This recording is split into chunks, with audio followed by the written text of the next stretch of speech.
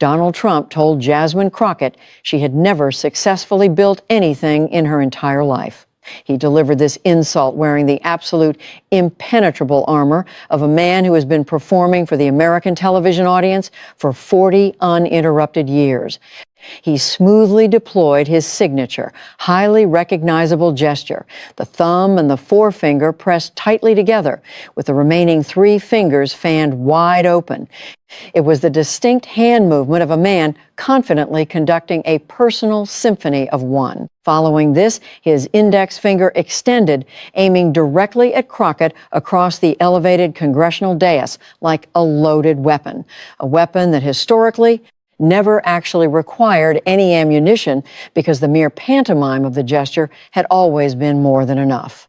His torso angled aggressively forward toward the microphone, not simply to ensure his voice was picked up, because his voice is perpetually heard, but to physically claim and dominate the empty space existing between himself and the electronic device. This is precisely how he claims every single room he enters, by aggressively expanding his physical presence to fill the void. His broad shoulders stretched toward the outermost edges of his leather chair, his chin tilted defiantly upward. His vibrant red necktie dangled perfectly straight down the center of his chest, serving as the central vertical pivot point around which his entire theatrical performance rotated. The vocal tone he selected was his signature campaign rally voice. It was absolutely not the restrained cadence expected in the Oval Office, nor was it the measured delivery of a standard press briefing. It was the booming, echoing resonance specifically calibrated for 10,000 cheering supporters inside a massive arena, inexplicably deployed now within the confined dimensions of a sterile hearing room designed to seat a mere 90 individuals.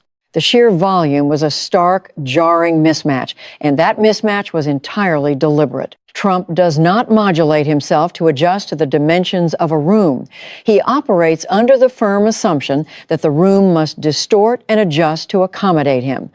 That has been his unwavering operational pact with the world for 4 decades, and absolutely no one in any venue had ever successfully challenged or renegotiated those terms. She has never built a single thing, he proclaimed loudly. I have constructed massive buildings all across the globe.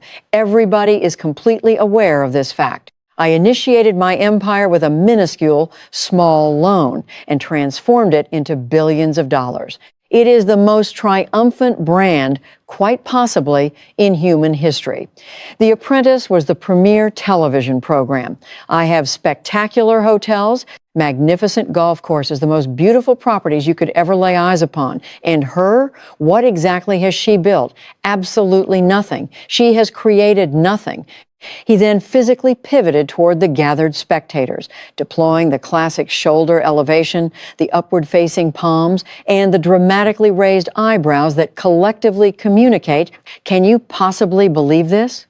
This specific sequence of physical movements had reliably elicited roaring laughter at every single political rally for more than 10 years. And, true to form, it provoked a mild ripple of amusement here as well, a scattered chuckling originating from the furthest rows of seating. It was the unmistakable auditory reaction of a crowd responding to a deeply ingrained psychological trigger conditioned by tens of thousands of hours of televised broadcast. His arms swept horizontally through the air, the expansive gesture of a showman.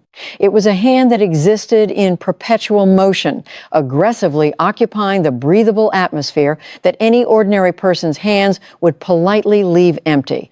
Crockett, however, did not offer so much as a smile. Instead, she deliberately flipped open her meticulously organized folder.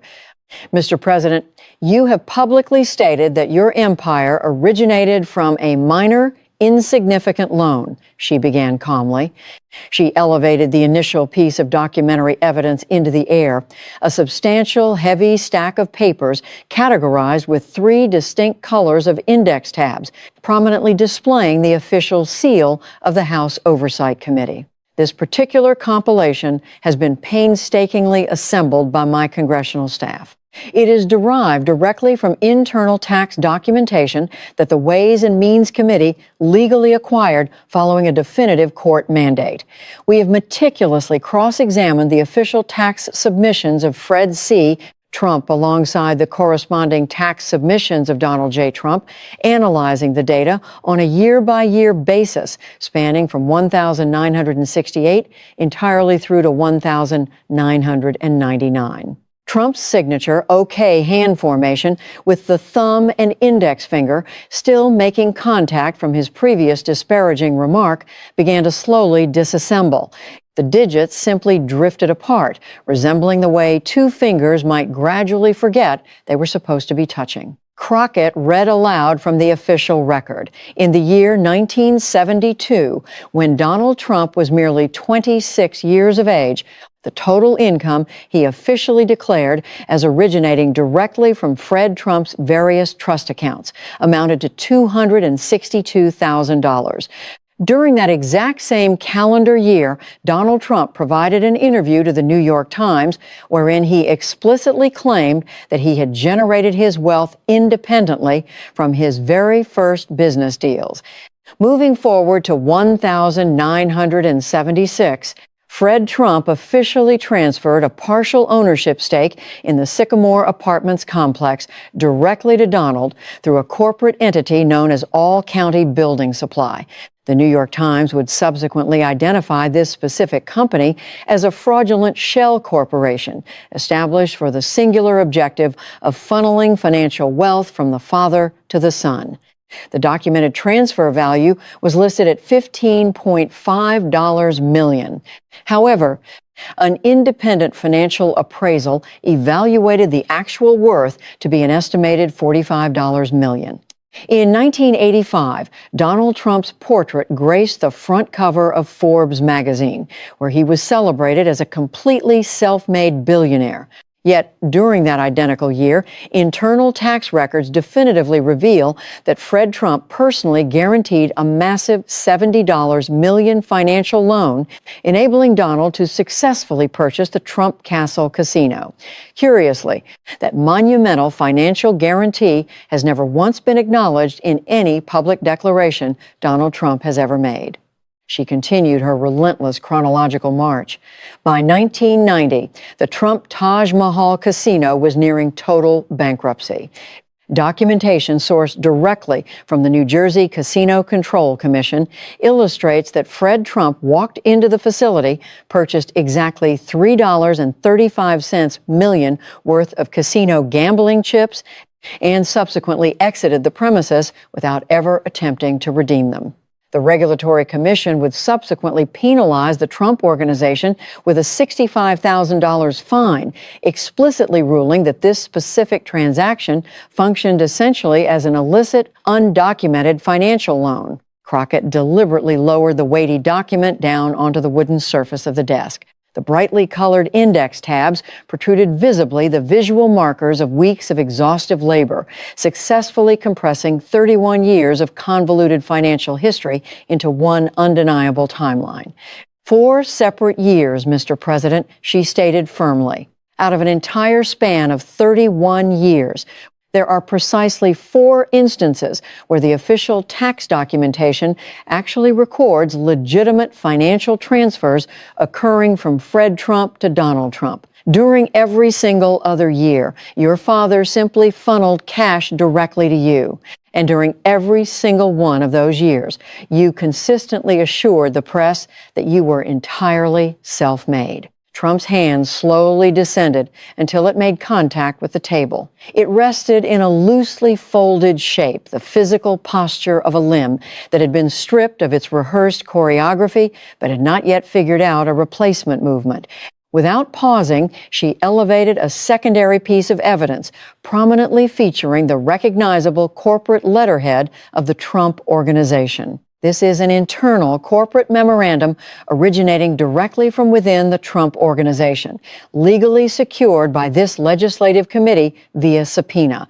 It is explicitly dated March 14th, 1992, drafted by Alan Weisselberg, Chief Financial Officer, and addressed directly to Donald J. Trump. She vocalized the critical sentence: transfer from the Fred account totaling $8.3 million, officially categorized under management consulting to circumvent mandatory gift taxation classifications. Please confirm to close Q1 books. She offered no personal editorializing. She simply placed the damning internal memo right next to the massive tax compilation. Management consulting, she reiterated clearly. An $8.3 million transaction from father to son, purposefully documented as a professional consulting fee rather than a personal gift, because personal gifts are subject to heavy taxation, whereas consulting fees serve as deductible corporate business expenses. You did not simply receive an inheritance, Mr. President. You systematically collected fabricated consulting fees, a process repeated hundreds of times over 3 decades, culminating in a total that the New York Times calculated to be $413 million. She then activated an audio-visual clip of Trump speaking at a 2015 rally. His voice boomed. "My father provided me with a small loan of exactly $1 million. I came into Manhattan, and I was obligated to pay him back with interest." The recording concluded, leaving the room saturated with the lingering echoes of his own bombastic rhetoric. The tax records say $413 million, she summarized flatly. The internal corporate memo says management consulting. The New Jersey Casino Control Commission says your father bought $3.35 million in chips and walked out. You say a small loan. I am not arguing with you, Mr. President. I am arguing with your father's tax records. Trump drew in a sharp, sudden breath through his nasal passages. His jaw unhinged, then snapped shut, only to open and close once again. For the first time during this intense confrontation, his internal machinery of rhetorical production completely sputtered and failed to generate any usable output. Desperately, he attempted to summon the booming resonance of his rally persona. My father gave me a small loan, and I turned it into... You say a small loan. The New York Times says $413 million. She cut him off with surgical precision. His right arm initiated an aggressive, sweeping motion, attempting to dismiss the accusation. However, the sweep only managed to complete half of its standard arc before abruptly halting in midair. The hand retreated back to the surface of the desk, no longer airborne. Mr. President, I want to pivot toward examining exactly what it is that you built using that vast reservoir of capital, she announced, hoisting a fresh document. This is a side-by-side analytical comparison. Left column, the compensation Donald Trump personally withdrew from his casino company's salary, executive bonuses, management fees before, during, and after each corporate bankruptcy. Right column, the devastating human collateral jobs permanently eliminated, retirement pensions slashed, and independent contractors left entirely unpaid during those exact same periods. Trump thrust his upper body forward toward the microphone, instinctively adopting his aggressive attack posture. Crockett began reading rapidly. 1,990. The Trump Taj Mahal officially opens. Donald Trump successfully withdraws a staggering $1.5 million in personal salary. During that exact same year, 253 independent subcontractors are left completely uncompensated. The outstanding debt owed to these small businesses totals an astronomical $69.5 million. His aggressive forward lean suddenly froze. He became immobilized in a bizarre state of suspension, his body wanting to attack, but the information arriving far too fast to find a conversational vulnerability. 1,991. The Taj Mahal officially files for corporate bankruptcy protection. She pressed on. Trump continues receiving his massive salary and management fees under the restructuring agreement. Meanwhile, the actual contractors who built the facility are forced to accept a meager 33 cents on the dollar, 1,996 through 2004. Trump Hotels and Casino Resorts is publicly traded. Trump extracted in excess of $44 million in salary and bonuses, while the company's actual stock valuation plummeted, shedding an astonishing 90% of its worth. Every day, middle-class retail investors lost nearly everything. 2004. Fifth bankruptcy. 2009. Sixth bankruptcy. By 2014, a federal judge approved your request to aggressively slash the health insurance and vital retirement pensions for over 1,000 employees. Finally, in 2016, the Taj Mahal shuts its doors permanently and 3,000 individuals lost their livelihoods. She pointed deliberately toward the initial column. This column, your salary, your bonuses, your fees, continuously ascends. She shifted her finger to the second column. This column, everyday jobs, pensions, health insurance, contractor payments, continuously plummets. These columns move in diametrically opposite trajectories. You personally accumulated vastly more wealth every time your corporate entity collapsed, while the laborers who manifested your visions became increasingly impoverished. That is not bad luck. That is deliberate, meticulous design. Trump physically retracted his torso, pulling away from the microphone and forcing himself to sit rigidly upright, the unmistakable posture of an individual who had been psychologically shoved backward. She then produced a single printed email originating from the Trump Organization, dated the 7th of November, 2003, 1 year prior to the fifth bankruptcy filing.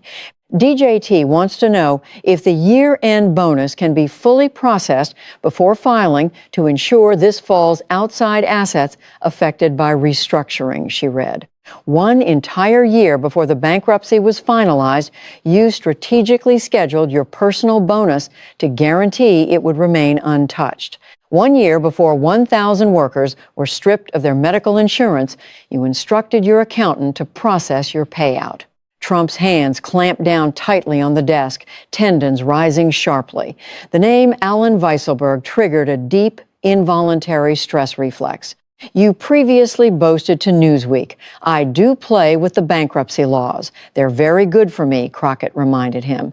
They were very good for you. They did not work for Chuck Baker, a cook who dedicated 26 years to the Taj Mahal only to watch his pension vanish. They did not work for Tina Kondos, a cocktail waitress abruptly stripped of her health insurance.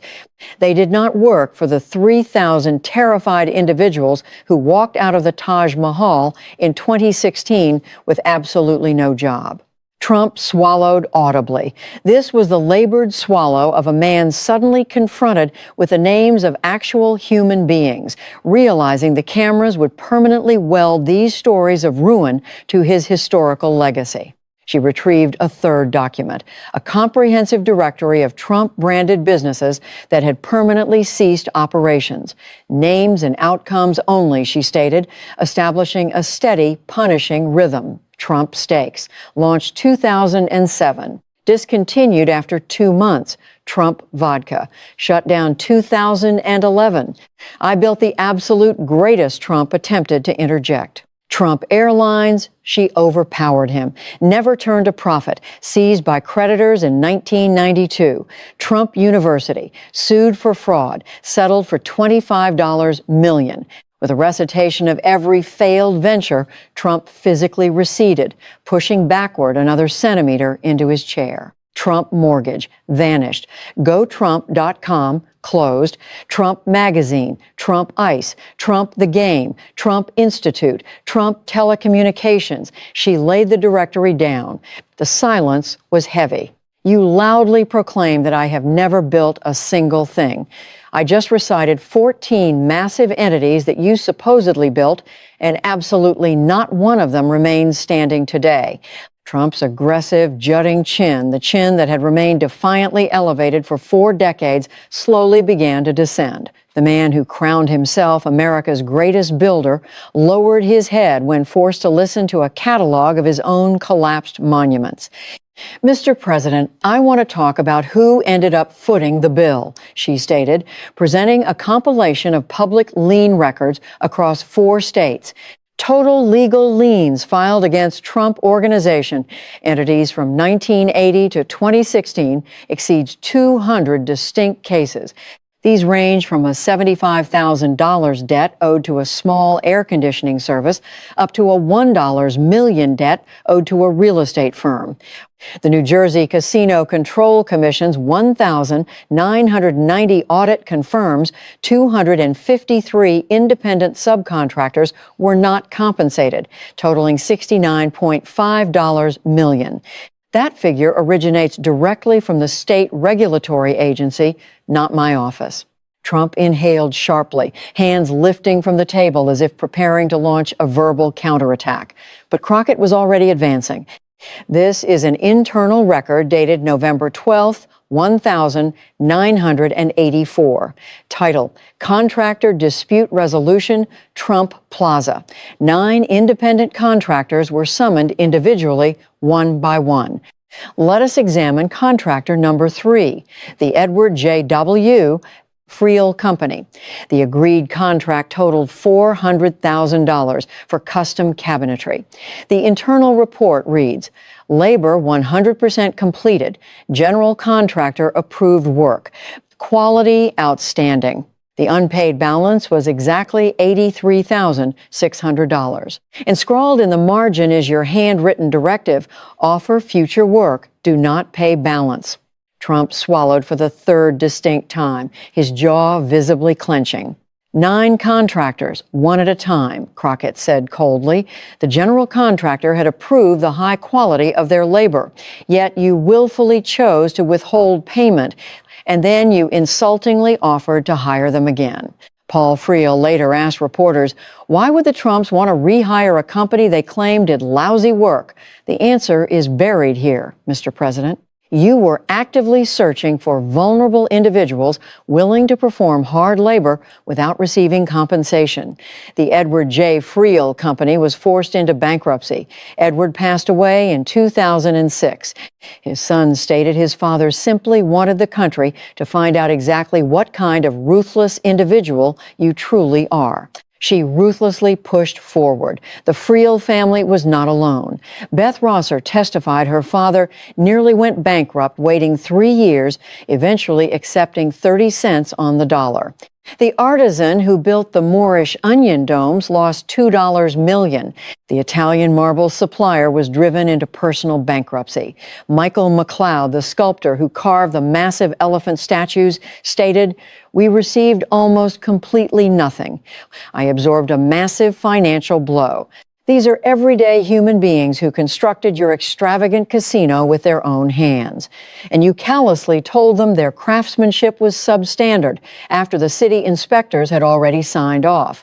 You publicly stated to USA Today that if a job is not good enough, you will simply deduct from their contract. That is your grand policy recommendation for America, coming from an individual who received a $413 million head start. Total silence descended upon the room. Trump physically averted his gaze, staring downward at his motionless hands. "I would now like to pivot toward discussing an individual named Ray," she announced. Trump's head snapped upward, an immediate reflex. His eyes narrowed, evaluating the threat level of this newly unveiled weapon. "Ray resides in my congressional district in Dallas," she explained.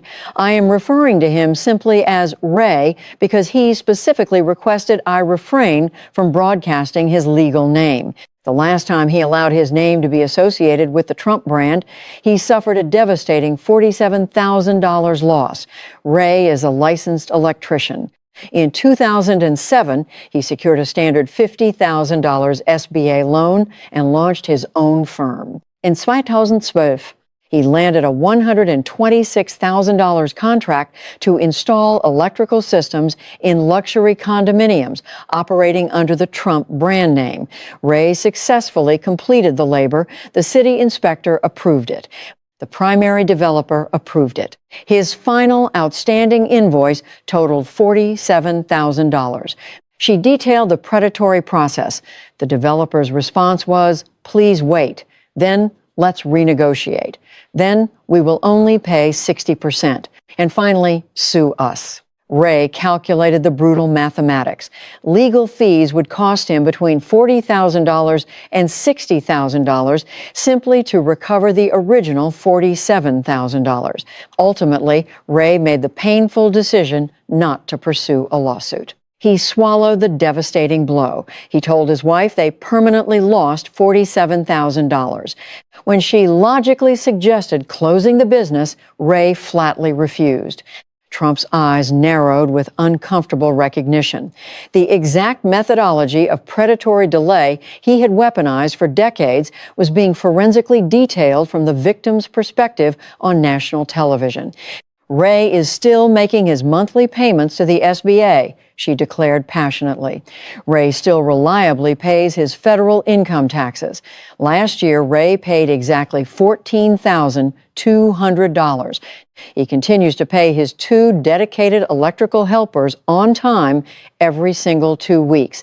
Absolutely nobody handed Ray a $413 million inheritance. Nobody provided Ray with the luxury of declaring Chapter 11 bankruptcy. When Ray lost that money, he lost it in reality. Trump's physical frame seemingly occupied roughly 70% of the volumetric space it had aggressively claimed earlier. 5 seconds of total silence hung in the air, a gaping void for a man who compulsively obliterates silence. Mr. President, I want to discuss federal taxation, she announced, raising a new document comparing Trump's tax history with the average taxpayer in her district. She read line by line, 2,000. Trump pays exactly $0. District average pays $38,400, 2002. Trump pays $0. 2005. Trump pays $0. Trump's index finger began a rapid, nervous tapping against the table. 2008. Trump pays $0. 2010. Trump pays $0. 2012. Trump pays $0. 2014. Trump pays $0. The frantic tapping decelerated. 7 specific years where official documentation proved he contributed absolutely $0. Every single April, everyday citizens dutifully mailed a physical check to the government. Every April, you proudly wrote $0. And then, in 2016, the exact same year you campaigned to become president, you paid $750. She held her index finger and thumb merely centimeters apart. $750. That equates to roughly 2 standard trips to the grocery store for a typical family. That equates to significantly less money than Ray pays a single helper for a single week of manual labor. Trump's mouth unhinged, but his internal defense mechanism had no pre-programmed response for this rhetorical scenario. Furthermore, you deducted $70,000 for personal hairstyling expenses, she revealed. A brief, mocking laugh erupted from the back of the room. You officially classified your primary luxury residence and personal aircraft as deductible corporate business properties. You reported massive losses totaling $315.6 million from your various golf courses. Yet those courses remain completely open today, and you play golf there every weekend. Because they are not actually bleeding capital, they serve as massive instruments for tax deduction.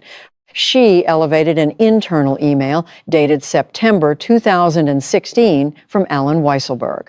The email explicitly confirms your $750 tax liability and simultaneously notes that an IRS refund claim totaling $72.9 million is currently pending. The final directive. AW strongly recommends that we absolutely do not discuss this massive refund claim with any members of the official political campaign staff. Exactly 1 month prior to the election, while crisscrossing America, shouting, "Make America Great Again," your chief accountant instructed your son to hide the fact that you were attempting to extract a $72.9 million refund out of the federal government. You contributed a pathetic $750 to the nation you desired to lead, and then had the audacity to demand that same nation hand you back $72.9 million. She stared unblinkingly at Trump. Ray paid exactly $14,200 in federal income taxes last year. Ray ultimately contributed 19 times more money in federal taxes than you did. That specific tax revenue flows directly into the federal treasury, funding the salaries of Social Security Administration, employees who are currently processing vital disability claims for Ray's own elderly mother. Her crucial medical claim has been languishing because your administration aggressively terminated 7,000 SSA workers. Ray faithfully pays his taxes so the societal systems function properly. You systematically avoid taxation and then aggressively dismantle those very systems. Trump attempted to deploy his booming rally voice one last time. I have personally paid millions in localized state taxes, but his voice entirely failed to project. The sterile room completely devoured the resonance, offering no supportive echo in return. A staggering $413 million extracted from your father, 6 corporate bankruptcies, 253 independent subcontractors left uncompensated. A pathetic $750 contributed in federal taxes she summarized with finality. These are not isolated incidents. They constitute a single behavioral pattern. Aggressively appropriate the capital of others, recklessly squander it, maliciously refuse to compensate laborers, contribute absolutely nothing to society, and then actively dismantle the system. Every single dollar flows in only one direction. Trump's defiantly raised chin plunged even deeper, pointing unmistakably toward the floor in defeat. Crockett calmly snapped her evidentiary folder shut, resting her hands flat upon the desk. I wish to return to the subject of Ray. After absorbing that catastrophic financial blow, Ray still legally owed exactly $31,000 on his SBA loan. He also owed his materials supplier $12,000 because he had utilized upfront capital to purchase wire and distribution panels specifically for your project. Ray actively diverted profits from his other contracts to ensure that supplier was paid in full. Why? Because Ray is fundamentally not Donald Trump. Ray does not cynically proclaim the materials were substandard as an excuse to walk away. Ray always pays what he owes. Trump remains seated in an unnatural, complete stillness, the deeply uncomfortable stillness of a human being trapped inside his own body. In 2013, with his wife heavily pregnant, Ray lay awake contemplating the future. He decided he possessed the sheer willpower to wake up and go to work the very next morning.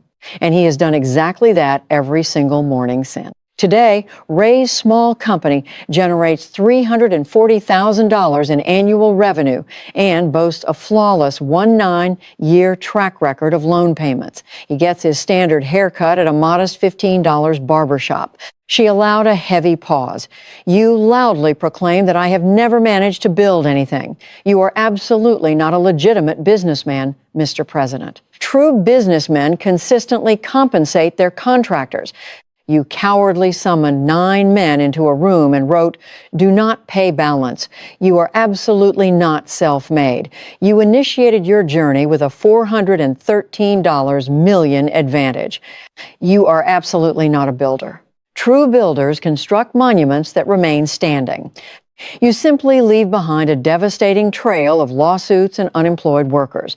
I just recited a list of 14 massive entities you supposedly built, and not a single one remains. You are nothing more than a temporary label, she concluded flawlessly. Slap that label onto a line of steaks, a brand of vodka, a commercial airline, or a university, and the underlying entity inevitably dies.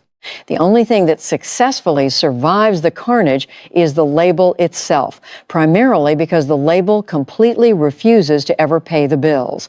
Edward Friel paid the price. Chuck Baker paid the price. 253 subcontractors paid the price. Ray paid the price. The man across the table had completely exhausted his vast repertoire of defensive gestures. His shoulders were completely collapsed inward, his iconic chin pointing toward the floor. The physical embodiment of his blustering public persona had shockingly contracted into something significantly smaller than anyone could have anticipated. When the protective loudness was stripped away, all that remained was a frail, empty frame. Ray successfully built a thriving company utilizing nothing more than a $50,000 loan, a single work van, and basic electrical tools, she declared. He built one thing, and it proudly remains standing today. You supposedly built dozens of massive projects entirely fueled by your father's wealth and the stolen labor of unpaid contractors, and absolutely none of them remain standing. The only thing left standing is your famous name. And that name, Mr. President, is simply a massive, unpaid invoice that countless other individuals have been systematically forced to pay on your behalf for the past 40 years. The room absorbed the suffocating silence. Trump, a man who compulsively obliterates every available conversational gap, remained entirely, shockingly silent. 4 agonizing seconds ticked by, then 5, 6, 7. The high-definition camera locked onto his frozen, expressionless face. 8 seconds. 9. Crockett gently pushed her microphone off to the side and leaned back into her chair. She deliberately concluded her performance exactly as she had commenced it, by simply ceasing to speak. Following the conclusion of the congressional hearing, Donald Trump did not engage in his usual theatrical departure. Instead of marching through the populated press hallway to command the cameras, he quietly slipped away through an obscure, highly secured rear exit door. This was an unprecedented physical retreat for a man who treats every hallway as a runway. The Secret Service navigated him through the subterranean basement corridors, depositing him into a heavily armored black Suburban, where he sat sitting motionless behind tinted glass. But this physical retreat was absolutely nothing compared to the deafening nature of his subsequent digital absence. For 14 excruciating, agonizing hours, his primary social media platform, Truth Social, remained utterly devoid of any new posts or updates. For a man whose entire political existence is fueled by a relentless stream of digital consciousness, this lack of communication was a total system failure. The deafening silence triggered a massive exodus.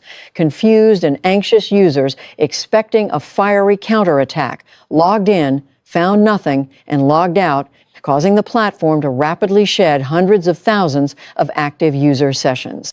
When the digital dam finally broke and he published a message, it was not a substantive defense, but a frantic, all-caps rant. He furiously complained about the hearing being a rigged sham orchestrated by radical leftists and pivoted to attacking Congresswoman Crockett's television ratings.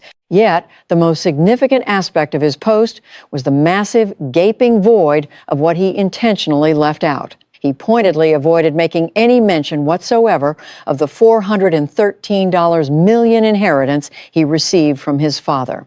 He completely ignored the 253 unpaid independent contractors.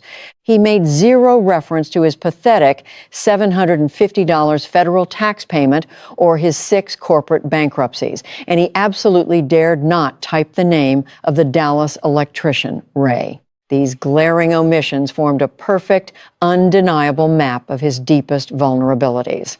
Early the very next morning, the sun rose over a deeply altered political landscape as Donald Trump marched toward the awaiting Marine One helicopter, which was positioned in its usual spot on the south lawn of the White House. A frantic, disorganized cluster of pool reporters was heavily cordoned off, shouting desperately over the deafening thwack of the massive helicopter's rotor wash. One reporter's voice managed to pierce through the overwhelming mechanical roar. Mr. President, Congresswoman Crockett says you have never built anything that's still standing. What is your response? Trump, a man universally famous for his uncanny ability to effortlessly unspool rambling 45-minute monologues without a teleprompter, the exact same man who routinely transforms simple questions into sprawling, 12-minute grievance-filled tirades abruptly halted his momentum. His deeply ingrained psychological program to verbally counterattack engaged, but the output was shockingly anemic. He snapped exactly 6 brief defensive words, "She's a nobody." Next question. That was the entirety of his defense. 6 solitary words. He physically spun around, eager to escape the suffocating pressure, and hastily boarded the waiting helicopter. The heavy metal door was swiftly sealed, firmly shut behind him, completely severing him from the devastating reality of the reporter's question, and visually marking one of the shortest, most abrupt press encounters of his entire presidency. Later that same evening, the conservative Fox News network officially broadcast their coverage of the confrontation during Sean Hannity's 9:00 p.m. primetime slot. However, what actually aired on the network was an absolute masterclass in aggressive omission. The network's producers had surgically butchered the footage, editing out a staggering 35 and a half minutes of the grueling factual confrontation.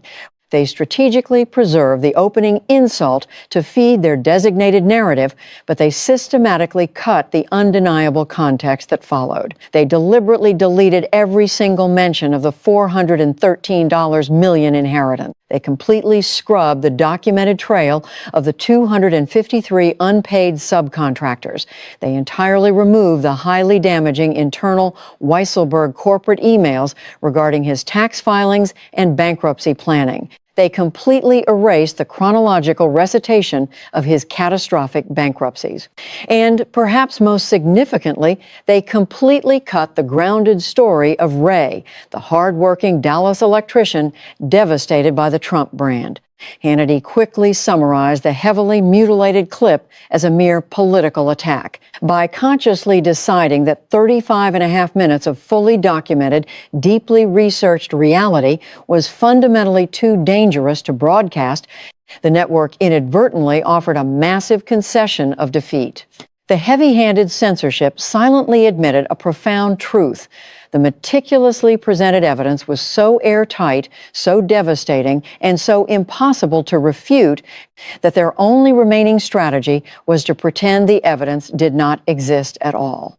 Meanwhile, deep within the labyrinthine corridors of the Hart Senate office building, the chilling reverberations of the disastrous congressional hearing were already fundamentally altering the political behavior of the president's most steadfast allies. Senator Lindsey Graham, historically recognized as the Senate's most fiercely loyal and vocal defender of the Trump brand, suddenly found himself desperately trapped in a highly uncomfortable situation when he was aggressively ambushed by an eager CNN reporter. Clutching a steaming hot cup of coffee in his hand and purposefully maintaining a frantic, almost panicked walking pace, Graham desperately sought an immediate exit strategy. "Senator, have you watched the Crockett confrontation with the president?" The reporter pressed, thrusting the microphone forward into his personal space. In a remarkable display of political evasion, Graham absolutely did not pause his rapid stride for even a fraction of a second. He completely avoided making any direct eye contact with the glaring television camera lens that was tracking his every movement. Instead, he simply barked a clipped response over his shoulder. "I didn't watch it." He violently walked away, seemingly terrified of either spilling his hot coffee or completely obliterating his own delicate political career. That frantic, desperate evasion was incredibly telling. A simple 3-word phrase carried significantly more political weight than a comprehensive full-page editorial published within the Washington Post. It was the ultimate desperate maneuver of a seasoned political survivor who instantly recognized that feigning absolute ignorance was his only viable defense mechanism. It meant he either watched it and refused to publicly defend the catastrophic reality he witnessed, or he was explicitly advised by his political strategist to completely avoid watching it altogether. He was a man precariously walking a razor-thin tightrope suspended dangerously between unwavering loyalty and pure self-survival. And he ultimately chose maximum speed over confrontation. The devastating fallout rapidly extended far beyond the insulated walls of Washington, D.C. Exactly 11 days following the viral confrontation, the official residential governing board overseeing a massive, imposing luxury condominium building located at 200 Riverside Boulevard in Manhattan convened to hold an emergency vote. The decisive motion on the table was to permanently extract the massive illuminated letters spelling TRUMP from the building's prominent exterior facade. The final tally resulted in a staggering 78% of the board voting firmly in favor of the immediate removal. While other buildings had previously removed the name following the violent insurrection in 2021, the explicit justification entered into the official board minutes in 2026 was strikingly different. The board explicitly cited their unwavering moral refusal to continue residing within a structure named after an individual who systematically and callously stiffed the very laborers who physically built it. Early on a crisp Tuesday morning, a specialized removal crew consisting of 4 men arrived on the scene equipped with a heavy-duty cherry picker. They initiated the arduous process by violently battling the massive letter T. Each individual letter had been securely fastened deep into the concrete, utilizing thick stainless steel anchor bolts. Poignantly, these specific bolts had been meticulously drilled into the solid concrete decades prior by laborers who had either been left completely unpaid or were forced to accept a pathetic 33 cents on the dollar for their strenuous efforts. Over the intervening years, those heavy steel bolts had severely rusted, causing the massive metal letters to stubbornly resist the extraction process. The frustrated crew was ultimately forced to utilize heavy, mechanized impact wrenches and the deafening mechanical whine of a famous name being forcibly extracted from a building it had adorned for 20 years, loudly echoed across Riverside Drive. Curious pedestrians paused their morning commutes, watching the spectacle for 10 or 15 seconds before casually walking on. The 5 massive letters were unceremoniously dumped inside a cheap cardboard box lined with standard plastic bubble wrap, the exact same cheap packing material utilized to safely transport the crystal chandeliers that an unpaid contractor had installed in a Trump casino back in 1989. The heavy box was then casually shoved into a dark basement storage closet, left to collect dust beside mundane water heaters and maintenance supplies. All that remained on the exterior was the pale, fading ghost of the 5 extracted letters scarred upon the concrete wall, destined to take years to finally fade away into uniformity. Simultaneously, within the volatile realm of the financial markets, the stock valuation of the Trump Media and Technology Group, trading under the incredibly famous ticker symbol DJT, violently hemorrhaged 14% of its total market value within a mere 2 active trading days. This catastrophic financial plunge was not triggered by the release of any negative corporate news. It was directly triggered by his unprecedented, terrifying silence. The DJT retail investors based their entire financial gamble upon one single overarching thesis, that the Trump name is an entirely invincible, unassailable global brand.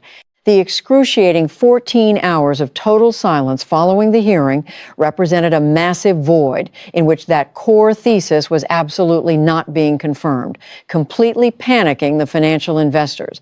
The global stock market, quite unlike a captive, adoring audience at a political rally, absolutely refuses to simply stand around and patiently wait. The once invincible brand was finally visibly bleeding out on the trading floor.